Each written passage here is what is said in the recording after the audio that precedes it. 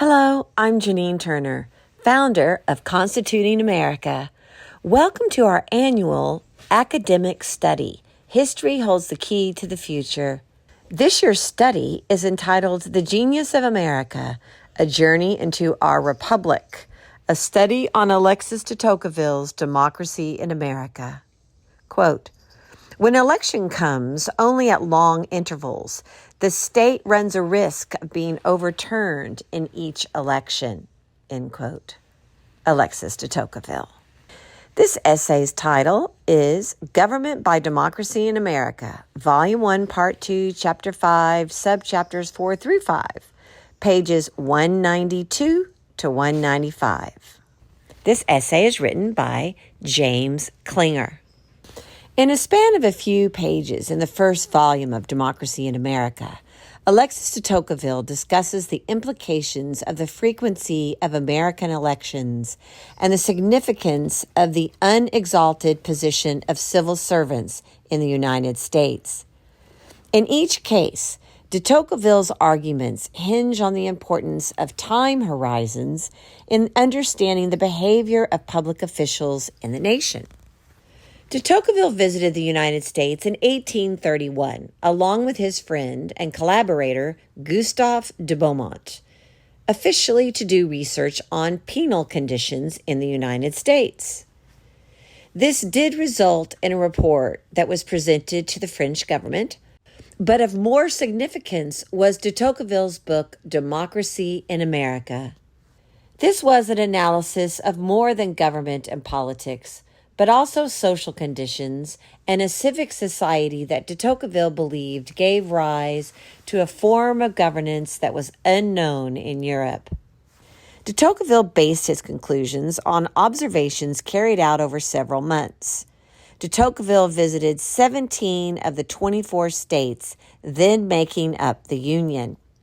He also briefly traveled through a bit of Canada.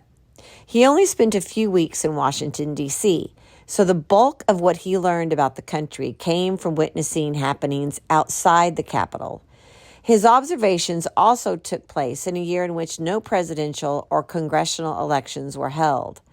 Much of what he learned came from witnessing politics and society at the local level.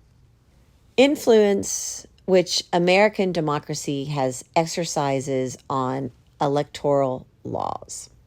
In remarking on the relative frequency of American elections, de Tocqueville claimed that, quote, "When election comes only at long intervals, the state runs a risk of being overturned in each election," end quote. The parties involved perceive that there is much at stake in the election, and the winning side will, quote, "seize for themselves a fortune that comes so rarely within their reach," end quote. If elections occur more frequently, the defeated candidates are more patient.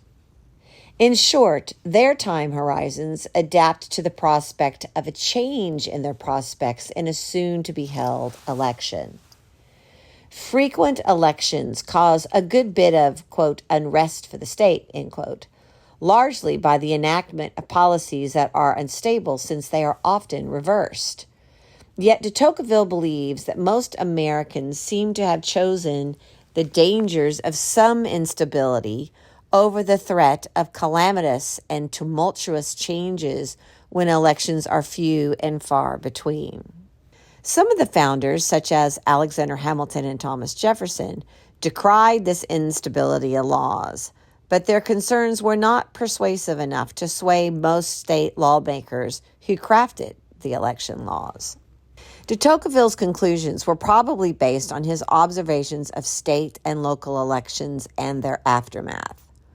There were no federal elections at the time of his travels to America.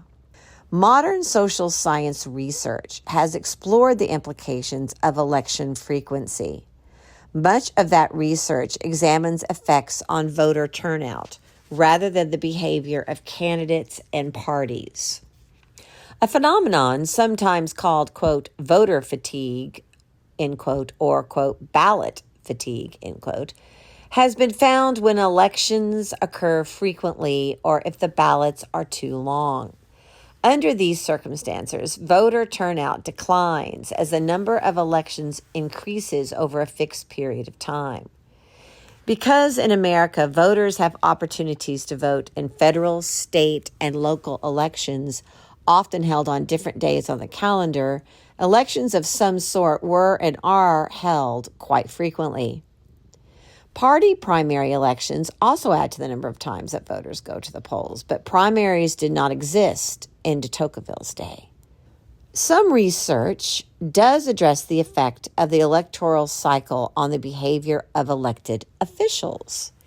In cases on elected officials with longer terms, such as U.S. senators, voting behavior in their chamber is relatively independent of their constituencies' preferences, but becomes more representative of constituencies' desires later in the terms as the next election approaches.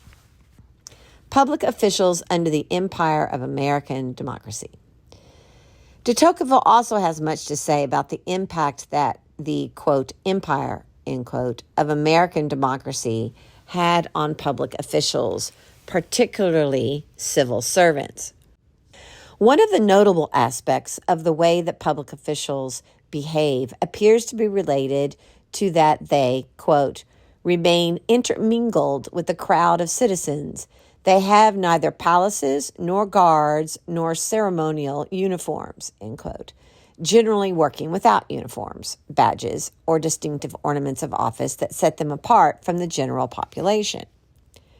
In a democracy, de Tocqueville argued, quote, government is not a good, it is a necessary evil, end quote. Public officials are, quote, accorded a certain power, end quote. But beyond that, any, quote, external appearance of power, end quote, would, quote, needlessly offend the public's sight, end quote. This disdain for external and pretentious ornaments of office is also related to the issue of time horizons. Privileges and power of office, quote, are passing. They depend on the place and not the man, end quote. The administrative positions in office are temporary. They are paid positions. Otherwise, the government would be staffed by wealthy amateurs who can afford to serve without official remuneration. This would create a, quote, class of wealthy and independent officials to form the core of an aristocracy, end quote. In democratic states, quote, all citizens can obtain post, end quote. But, quote, all are not tempted to solicit them, end quote. In a sense, both formally elected and administrative positions are filled by the, quote, principle of election, end quote. The common voters select the elected officials, and the elected officials elect those holding administrative positions. In each instance, the appointments are temporary. They are not long-term, and they cannot be handed down from father to son. For that reason, quote, there is no public career, properly speaking, end quote, and officials have, quote, no assurance in being kept in them, office, end quote. Without the prospect of a long-term career, the pool of people who are both willing and able to work in government is restricted. It is important to remember that de Tocqueville's observations took place in a time in which both political and bureaucratic terms in office were much different than they are now. In those days, political careers were more time-limited, and incumbent office holders had less advantage in elections than they do now. Furthermore, in de Tocqueville's day, there was no civil service system at any level of government. With the Pendleton Act in 1883, the federal government adopted a civil service system which provided some job protection for government employees, and state and local governments adopted civil service in some cases before, but often after the Pendleton Act. Whether this careerism that can be found in America over the last century or so has made the country less democratic is an issue that must be considered at another time. This essay was written by James Klinger. James C. Klinger is an emeritus professor of political science at Murray State University. His teaching and research has focused on state and local government, public administration, regulatory policy, and political economy. His forthcoming co-edited book is entitled Local Government Administration in Small Town America.